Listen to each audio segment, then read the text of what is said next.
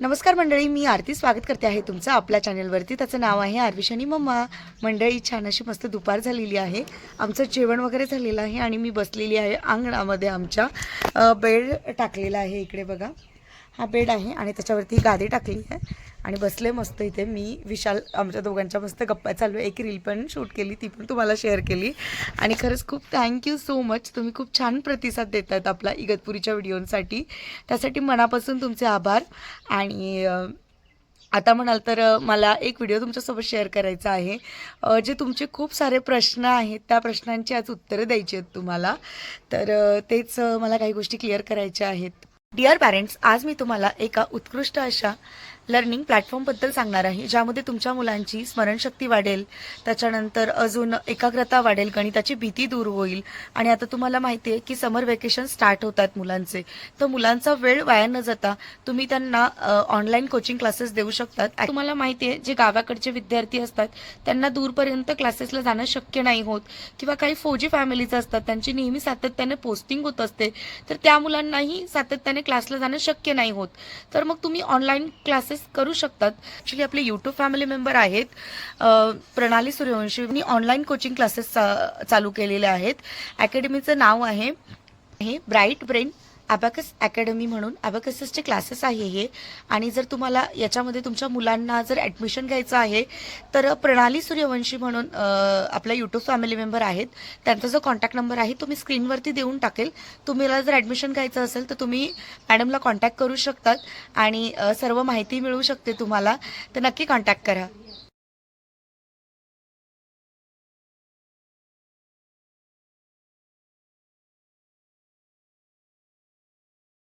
ताई, समोर एक मस्त सुंदर अशी खारुताई आहे आणि ज्या उड्या मारते ती इकडनं तिकडनं खेळते. आणि हो, इकडे मुंगूस पण आहेत ना विशाल? मुंगूस पण येतात इथे. ॲक्च्युली आम्ही दोघं जण बसलो होतो ना, तर तिकडनं असं धावत धावत येऊन या साईडला गेला. पण असं बघत बघत चालला होता आमच्याकडे मानवरती करून. एवढं आम्हाला हसायला आलं ना. पण कॅमेरा चालू करोपर्यंत तो पळून गेला. आणि तिथे आता एक खारुताई आहे, ती पण खेळते. हो, साप पण असतीलच इथे, कारण अडचण खूप आहे त्यामुळे. आणि अजून एक विचारलं होतं, ताई बिबट्या येतो का? तर दोन वर्षापूर्वी बिबट्या इथे आला होता. तेव्हा इथे पिंजरा वगैरे लावला होता, तर ते मला माहिती आहे. पण बिबट्या इथे येतो. कधी आपल्याला टाईम वगैरे नाही माहीत, पण या एरियामध्ये बिबट्या येतो, कारण इथे कुत्रे वगैरे भरपूर होते, ते पकडून नेलेले आहेत कुत्रे, म्हणजे तो येतो बिबट्या असं. आणि एकदा भाऊला पण, म्हणजे भाऊ आणि बापू भाऊ दोघं जण आहे ना, रात्रीचे तिकडे गेले होते कामानिमित्त. कारण माझ्या भाऊचं कसं डीजेचा बिझनेस आहे, तो रात्रीचा आहे ना तिकडे तलावाच्या साईडने हॉटेलवरनं येत होता. त्याच्यासोबत भाऊ पण होता, तर त्या दोघांना पण बिबट्या दिसला होता. तर मग ह्या एरियामध्ये बिबट्या येतो, पण मी नाही पाहिलेला अजून, पण इथे येतो हे आहे. आणि त्यासाठी मग आम्ही रात्रीचं पण जास्त बाहेर नाही येत ना हो. तर तेच मंडळी, बिबट्या येतो हे खरं आहे. नाही, खरीच गोष्ट आहे. म्हणजे आता इकडचे जे माणसांनी, म्हणजे जे पहिल्यापासून इथं राहतात, म्हणजे जे जुने लोक आहेत, तर त्यांनी पाहिले आहेत की पहिले इथं पाणी वगैरे प्यायला इथं बिबट्या येतात. आणि अशी भरपूर, म्हणजे कसं की आता लोक म्हणजे कुत्रे पाळतात, त्याच्यानंतर कोंबड्या पाळतात, तर त्यांना बघून ते बिबट्या येतात इथे. कारण की त्यांना खाण्यासाठी वगैरे भूक वगैरे लागत असेल, की पाणी पिण्यासाठी त्यांना ताण वगैरे लागत शिकार असेल, करायला येतात ते येतात इथं. कुत्र्यांची शिकार करायला येतात. कुत्र्यांची शिकार करतात, कधी कोंबड्या असे, म्हणजे त्याला खायला, म्हणजे असं जी वस्तू अशी जवळपास दिसली तर ते लोक या परिसरामध्ये येतात इथे.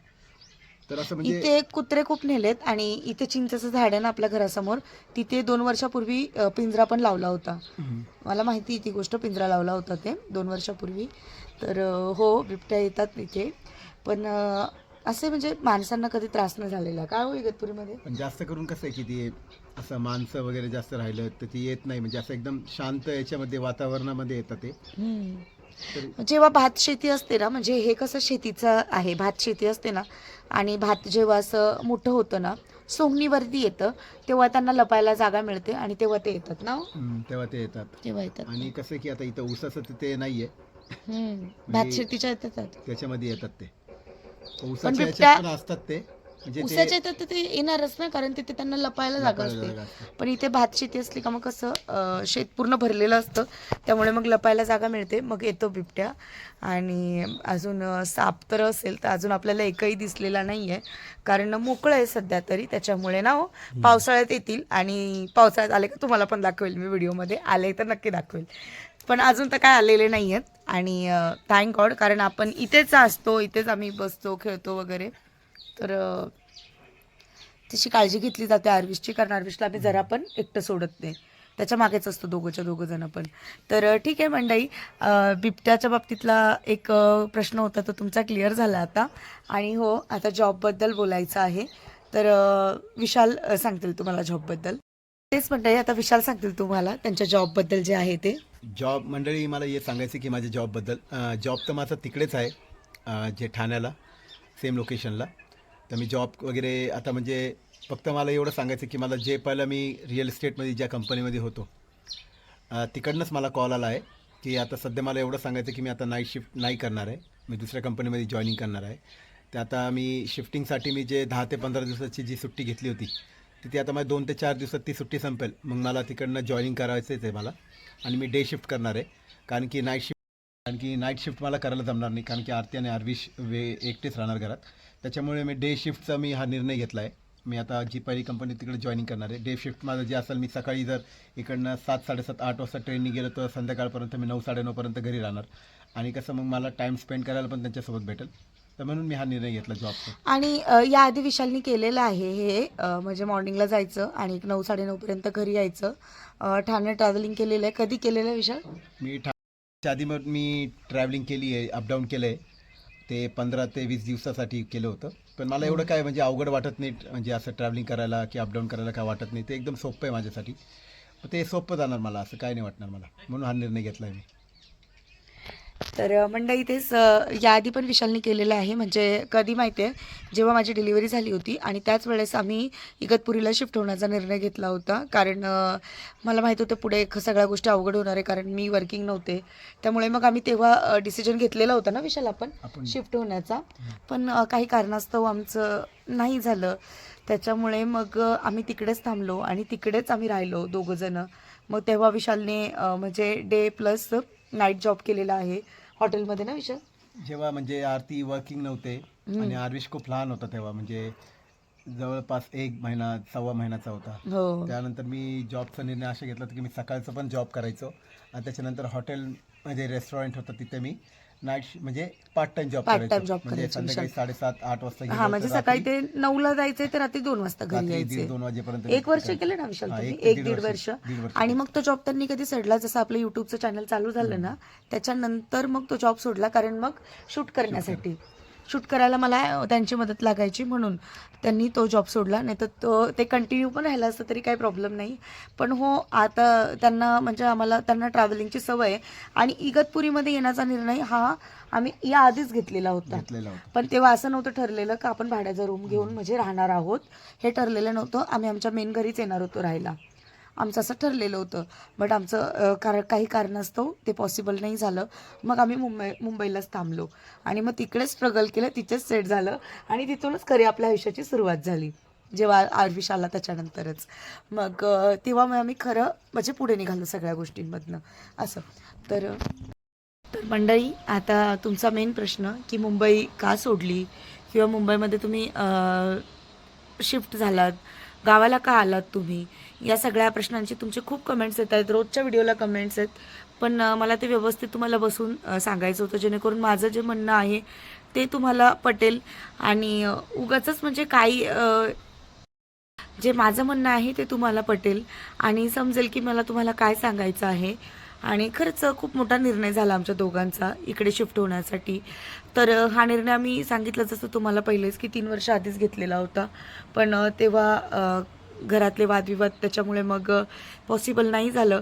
पण मग आता ठरवलं आणि तो निर्णय घेतला. आणि हो, सांगते मी तुम्हाला आता की डायरेक्ट इकडे निर्णय का घेतला. मंडळी, तुम्हाला माहिती आहे की मी जॉबला जात होती, बरोबर? जॉबला मी जात होती, पण माझी तब्येत खूप खराब होती मंडळी.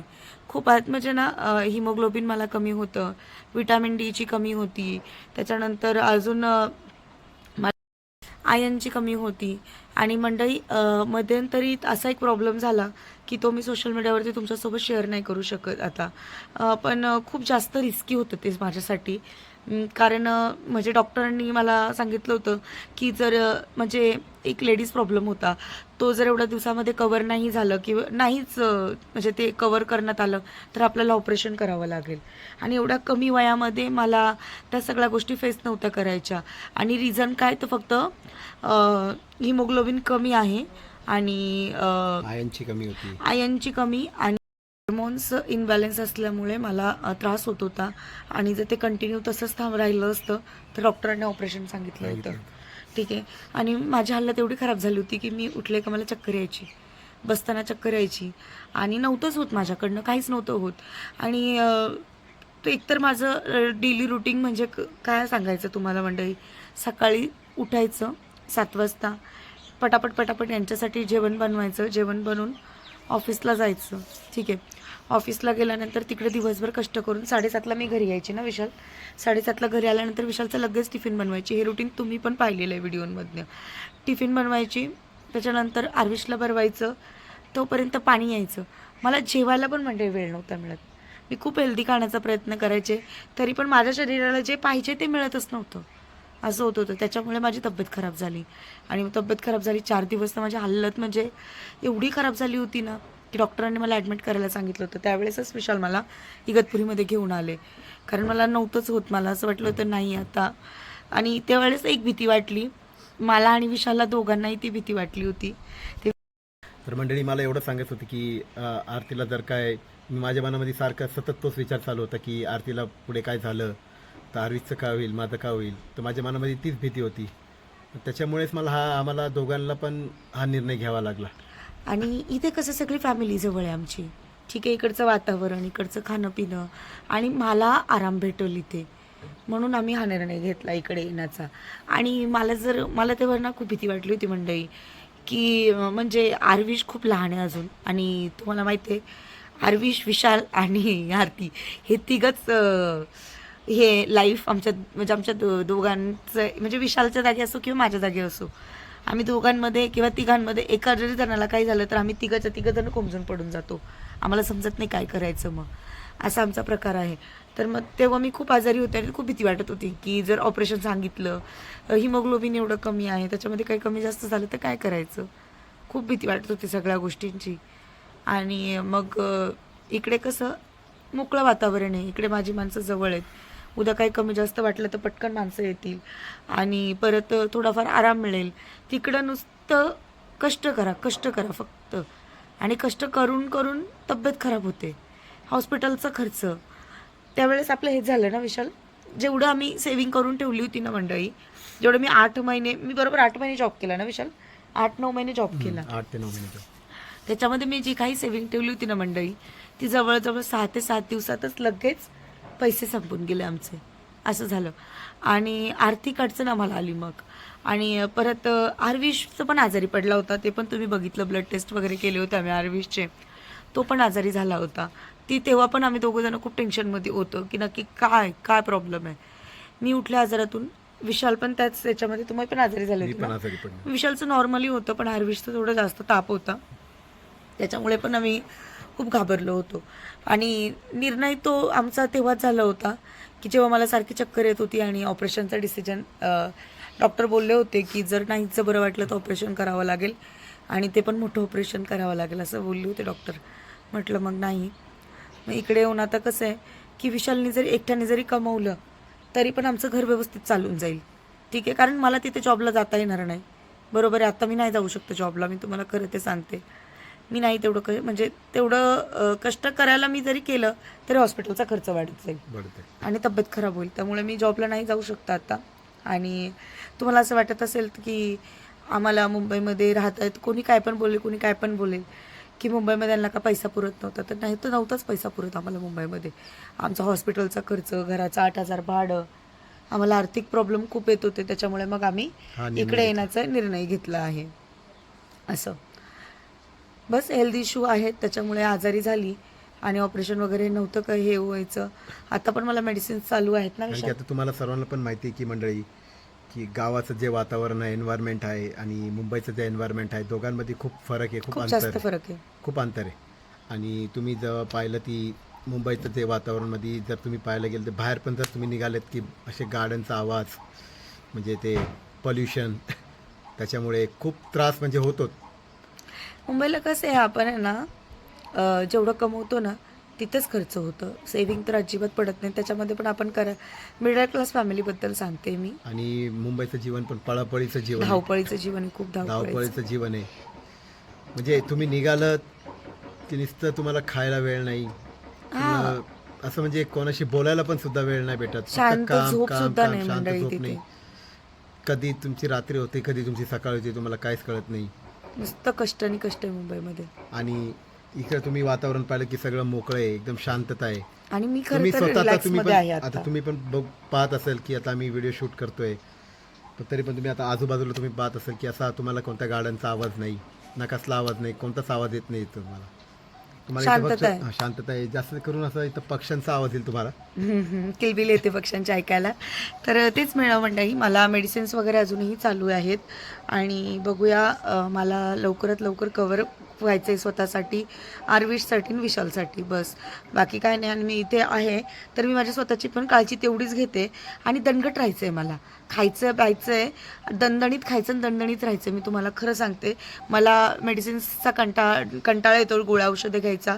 आणि इकडे आम्ही पहिल्यापासून राहिलेलो आहोत म्हणजे इगतपुरीमध्ये पण, तर आम्हाला माहिती की इकडचं वातावरण कसं आहे ना विशाल. ज्याचा आता जन्मच इथं झालाय तर त्याला माहितीच पडेल की हो, इगतपुरीचं वातावरण एकदम बेस्ट आहे. बेस्ट वातावरण आहे इथलं. तर मग त्याच्यासाठीच हा निर्णय घेतलेला आहे, दुसरं काय नाही, हेल्थ इश्यूमुळे. आणि हेल्थ इश्यू असे होतात, जर उद्याचं जास्त काही झालं तर मंडळी पैसा कुठून आणायचा. खरंच तुम्हाला जे आहे ते सांगतात, उद्या हॉस्पिटलचा जास्त खर्च आला, ऑपरेशन्स आले, एवढा पैसा कुठून आणायचा विशाल आपण.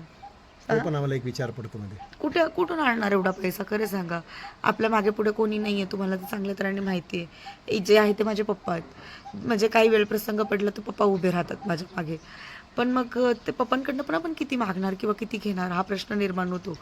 पण मग कसं आहे की तेवढ्यापर्यंत मला जायचंच नव्हतं की आमचे आर्थिक प्रॉब्लेम परत स्टार्ट व्हावे. कारण जर हॉस्पिटलचा खर्च आला ना मंडळी तर माझ्या सेव्हिंग्स अकाउंट्स धडाधड खाली झाले होते त्या दिवशी. एक टेस्ट करण्यासाठीच 3,000 हजार रुपये लागत होते. आणि आम्ही एवढे पैसेवाले नाही आहोत मंडळी की आरामात हॉस्पिटलचा 1.5 लाख 2 लाख बिल भरू शकतो. आम्ही तेवढे पैसेवाले नाही. तर आम्ही दोघंजणं कष्ट करतो, कष्टाने कमवतो. माझा नवरा रात्रंदिवस कष्ट करतो, तेव्हा आमचं सगळं सुरळीत चालतं. जर तुम्हाला असं वाटत असेल की आर्थिक प्रॉब्लेममुळे शिफ्ट केलेलं आहे तर मी हे पण ॲग्री करते. हो, आम्हाला पैशाची टंचाई होती कारण मेडिकल खर्च जास्त येत होता. त्याच्यामुळे मग मला जॉब सोडून घरी राहायचं आहे आणि मला स्वतःची काळजी घ्यायची आहे. आणि आता विशाल एकटंच जॉब करणार आहेत. आणि इथे विशालच्या एकट्याच्या सॅलरीमध्ये आम्ही खाऊन पिऊन सुखी राहू शकतो ना विशाल. त्याच्यात मला जॉबला saving पण बाहेर जायची थोडीफार गरज saving नाही. पण होईल आमची. हो, आणि तेच मुंबईमध्ये पॉसिबल नव्हतं. मुंबईमध्ये दोघांना कमवल्यानंतरच आमचं सगळं ऑलसेट चालत All set होतं, होतं. बरोबर आहे. पण आता इथे कसं त्यांनी कमवलं तरी माझं घर एकदम व्यवस्थित चालेल. आणि माझं स्वतःसाठी माझं यूट्यूब तर आहेच का नाही विशाल. ते तर चालूच राहणार. ते यूट्यूबचे व्हिडिओ तर आपले आहेतच आणि तुमचा साथ मला आहेच. आता तर खूप छान प्रतिसाद मिळतोय तुमचा. म्हणून मला जॉब सोडावा लागला. त्याच्यानंतर जॉब सोडल्यानंतर इकडे येण्याचा निर्णय घेतला. कारण हेच आहे, कारण आम्हाला नव्हतं झेपत तिथे, म्हणून आम्ही इकडे आलो. झेपायचं काय नाही, खाऊन पिऊन आम्ही जर व्यवस्थित असतो तर काय नसतं वाटलं. पण मेन रिझन हेच मेडिकल इश्यूमुळे आम्ही इथे आलेलो आहोत ना. आणि जर तुम्हाला पण माहिती आहे की एवढं सांगायचं आहे मला की मुंबईमध्ये जर स्वतःचं घर पण असतं ना आमचं तर नसती सोडली तर मुंबई. नसती मुंबई कधीच सोडली नसती आम्ही.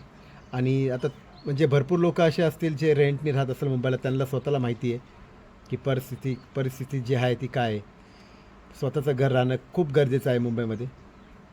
ठीक आहे, आपण आता मला एवढं सांगितलं, आता मुंबईला तुम्ही पण रेंट पण पाहू शकता 8,000 ते 10,000 रुपये एक छोटंसं एक RK 1 RK साठी. आणि जर तुम्ही ते पण इथेच- कमीच होतं कमीच. विशाल. आणि जर गावामध्ये इथे जर तुम्ही पाहिलं तर त्याचा रेंट तुम्ही बघू शकता 2,000 2,500. याच्यापेक्षा जास्त नाही. तेच तर. याच्यामध्ये तुम्ही कसं का आपल्या बाकी घराचं किती 3,000 आहे ना. 3,000. आणि याच्यापुढे जे बाकीचे 5,000 रुपये जे आमचे जे उरतात, जिथं मी 8,000 रुपये भरते, याच्यामधून जे 5,000 रुपये आमचे उरतात ते आम्हाला राशन पाणीला आम्हाला जातात. त्याच्यानंतर गॅस टाकी झाली किंवा काय लाईट बिल वगैरे झालं, त्याच्यामध्ये आमचे ॲडजस्टमेंट होतात. मग हे आम्हाला थोडंसं फरक जाणवतो आम्हाला. आणि आमचे भरपूर पैसे पण वाचतात इकडे येऊन, है ना. पैसे आताच आम्ही सुरुवातच केली मंडळी, पण पैसे सेव्ह होत आहे तिथे, खर्च कमी आहेत ना विशाल. तिथे रिक्षाचाच खर्च आपला किती होता तो खूप पैसे वाचतात तिकडे आल्यापासून. तर खूप छान निर्णय झालेला आहे इथे राहण्याचा. आणि जे आमच्या दोघांचं स्वप्न आहे की आम्हाला स्वतःचं घर घ्यायचं आहे, मी आत्तापर्यंत कधी बोलली नाही तुम्हाला व्हिडिओमध्ये, पण आमच्या दोघांचं तेच स्वप्न आहे की आम्हाला स्वतःचं घर घ्यायचं आहे. आणि मला कधीच मुंबईमध्ये घर घ्यायचं नव्हतं, हे पण मी तुम्हाला क्लिअर करते. मी विशालला कधी बोलली मुंबईमध्ये घर घ्यायचं आहे? कधीच नाही. कधीच मला मुंबईमध्ये घर घ्यायचं स्वप्न नाही आहे माझं. मला जे पण करायचं ते इगतपुरीमध्येच करायचं आहे, कारण आमचं मेन गाव हेच आहे आणि इथेच हक्काचं घर घेऊन दाखवायचं आहे आम्हाला. हे आमचं दोघांचंही स्वप्न आहे आणि आशीर्वाद तुमचे असतील तर लवकरच होईल ते सगळ्या गोष्टी पॉसिबल. आणि हे इकडे राहून मला होईल, कारण मला 10-15 लाखात तर म्हणजे आउटसाईडला जरी घेतलं असतं आपण विशाल, जसं कालेर म्हणजे ठाण्यापासून आहे ना एक 20 मिनिटाचा रस्ता आहे. काय त्याचं नाव? कालेर कशेली. हां, तर तिकडे 15-15 लाखामध्ये 1 BHK पण भेटतात. पण मग तरी पण मला तिथे नव्हतंच घ्यायचं. 15 लाखामध्ये इथे माझा चांगला घर उभं राहील का नाही हुशार. असं मी विचार केलेला आहे की मला कधीच मुंबईमध्ये घर घ्यायचं नव्हतं, मला घ्यायचं आहे तर इथेच घ्यायचं आहे इगतपुरीमध्ये. आणि तेच माझं स्वप्न आहे आणि त्याच दिशेने माझी पुढची पाऊल वाट आहे. मी तुम्हाला खरं सांगते, छोटं का होईना पण मला तेच करायचं आहे इथे का नाही. ते होणार लवकर करून दाखवू आम्ही ते. तर हसते याच्यावरून समजून घ्या, प्लॅनिंग चालू आहे आणि लवकरच त्या गोष्टी पण तुमच्यासमोर घेऊन येईल मी, कारण माझं चालू आहे प्लॅनिंग. होईल, आत्ताच बोलत नाही पण होईल, पुढे काय ना काय आपण करूया. ठीक आहे. तर बस मंडळी, तुम्हाला आज कळलं असेल की मुंबई काय सोडली आणि कशासाठी इकडे शिफ्ट झालो आहोत. कंटाळा आला का मुंबईचा? तर नाही, मुंबईचा कंटाळा नाही आलेला, पण प्रॉब्लेम आपले आहेत म्हणून निघावं लागतं. बरोबर आलेत म्हणून आम्ही तिकडनं निघून आलो इथे. आणि इथे आता छान वाटतं, छान वाटतं, खूप भारी वाटतं. आणि मी विशाल आता मंडेपासून जाणार आहे ना ऑफिसला, मंडेपासून जॉईन करणार. 4 दिवसात मी जॉईनिंग करेल आता. मंडेपासून तर ऑफिसला पण जाणार आहेत. ठीक आहे मंडे, खूप मोठा व्हिडिओ झालेला आहे, फक्त बोलतच चालू आहे. तर तुमचे डाऊट्स क्लिअर झाले असतील. आणि ठीक आहे, तुम्हाला काय वाटतं मला हे कमेंट सेक्शनमध्ये नक्की सांगा. व्हिडिओ आवडला असेल तर व्हिडिओला लाईक, शेअर आणि सबस्क्राईब करायला अजिबातच विसरू नका. बाय.